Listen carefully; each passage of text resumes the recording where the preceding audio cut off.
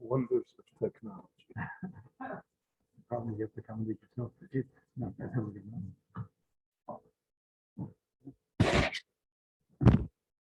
Perfect. Okay. Good evening, everyone. So this week's parsha begins. Shlach Lecha Anoshim. Moshe has to choose people whom he's going to send into the land of Israel as spies, meaning as scouts, to bring back a report. You tell us what the land is, who lives there, how do they live there, how are the fortifications, are there righteous people there? Give us a full report. And he picks 12 people, one from each tribe. Naturally, we know the sad result we read in the parsha, that they came back and 10 of them gave a negative report, and 2, Kalev and Yoshua, gave a positive report. And the people adopted the negative report, and they wept, and they said, how can we go? And the country will destroy us, and we're better off in Egypt than going there. And that sealed the fate of that generation, the generation of the desert, which was the Dor Deah, in many respects the greatest generation of the Jewish people, the generation that said Na'aseh v'nishma at Har Sinai, the generation Lechtei Chacharai Bamidbar, the Eretz Lo Zruah. They destroyed themselves. So all the Meforshim, Chazal, naturally searched for the idea here. Moshe chose 12 people. He chose the 12 best people that he could. Moshe had no inkling that somehow this was going to be negative. So he was confident that it was going to be positive. So he picked 12 positive people. Yet, one of the ideas that the Midrashim emphasize here is that these people were somehow frightened that if the Jewish people went there to Israel, they would no longer be the leaders of their respective tribes. New situation would arise, and people would say, we need a new leadership. This was all right for the desert, but it doesn't apply now that we're in the land of Israel. We have our national entity to construct. So they were afraid they would lose their jobs. And even though this was not in the front lobe of their brain, but subconsciously, it affected them. So we all know that what our prejudices are affect what we think, how we view matters. So they subconsciously now were not going to view the land of Israel in a positive state because they had a prejudice. The prejudice is based on personal needs, desires, honor, whatever word we want to use. And the Torah wants to communicate to us that the fact that people are great, as these 12 people are, Kulam Roshei B'nai Yisrael Ema, these are like the 12 of the finest that we have. No one is ever free of prejudices, prejudgments, biases, opinions. Being human makes us susceptible to all of these things. Chazal, when they looked, for instance, at Nadav the Avihu, the sons of Aaron, so there also, it's a mystery what happened. Nadav the Avihu, they brought the Korbanos, they're great tzaddikim, they're the Kohanim. The day of their installation, they should be destroyed. What did they do wrong? And the Torah says they brought a Zora. We don't quite know what that means. Strange fire to the incense. And the Chazal always searched for other meanings as well. So one meaning is that they didn't get married, they didn't have children. But another meaning that they had was that somehow they looked around and they said, Mosai Yamusu Skeni Malolu, when will these two old men already depart, Moshe and Aaron? And Ivato Naniga Sador. And you and I, we will be able to be the leaders of the generation. So there was an element of that also, an element of personal ambition. And so that affected them. So the Meraglim were affected also.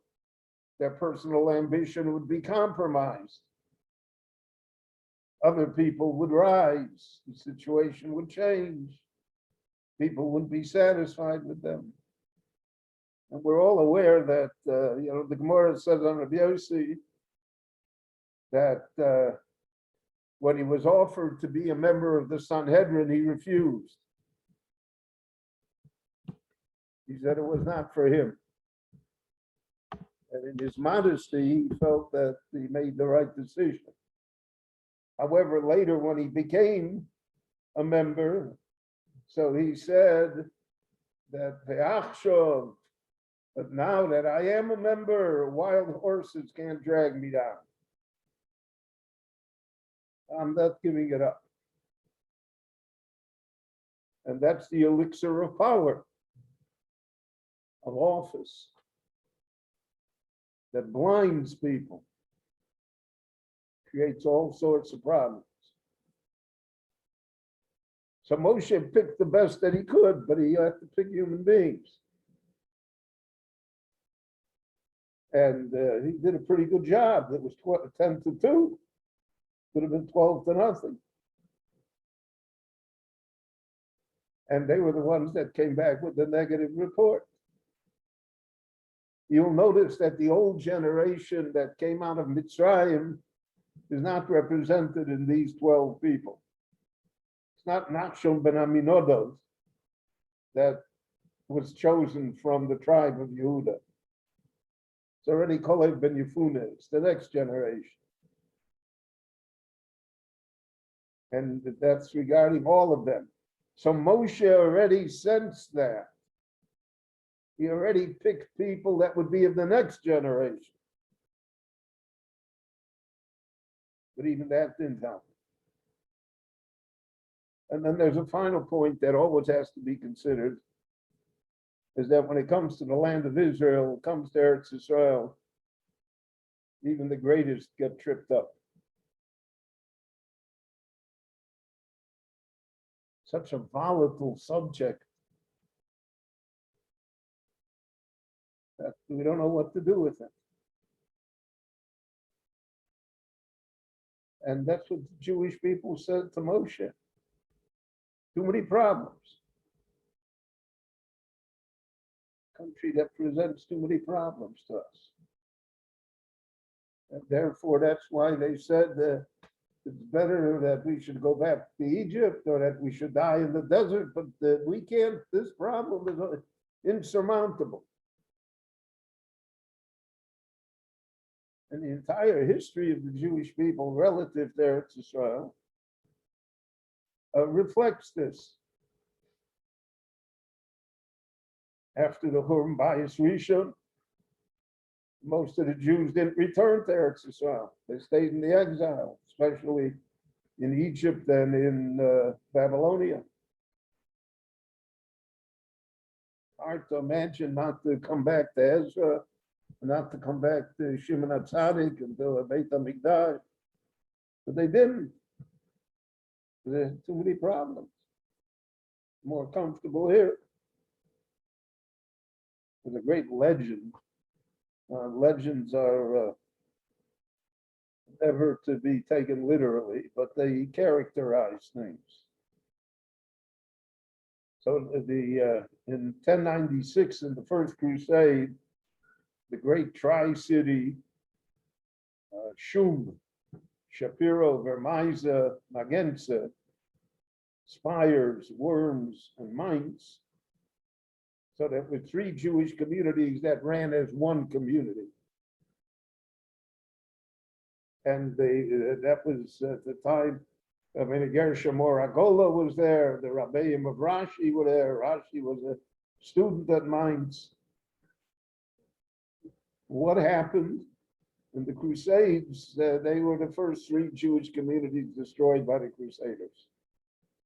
We commemorated that during the end of the Sphira days and Shavuos. So the legend is, why were they destroyed? Because they were all Talmidei Chachomim. Imagine the Rabbeim of Rashi.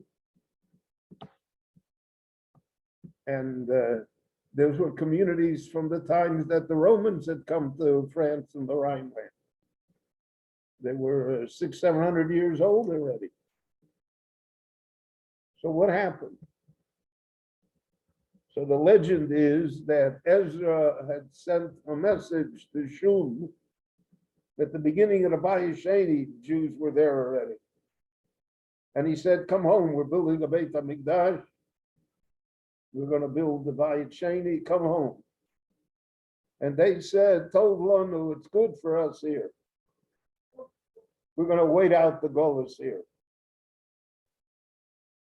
So therefore, on them fell the terrible fate which every Jewish exile has experienced in one way or another over all of the centuries. So Eretz Yisrael is a problem. What do you do with problems? You try to solve them. They're never solved by being ignored. They only become worse. And that's what's happening in the Jewish world today. We're a problem. It's uncomfortable to be Jewish because of the land of Israel. And we don't like to be uncomfortable. So all of that is reflected in this week's parsha, in the scribes, the story, and that even great people make great mistakes. And therefore, that's the tragic result. Shlach lecha, Moshe chose them. Moshe felt certain it was right. He felt certain it was going to turn out well. He did not do so. And that created an everlasting tragedy that reflects itself until today.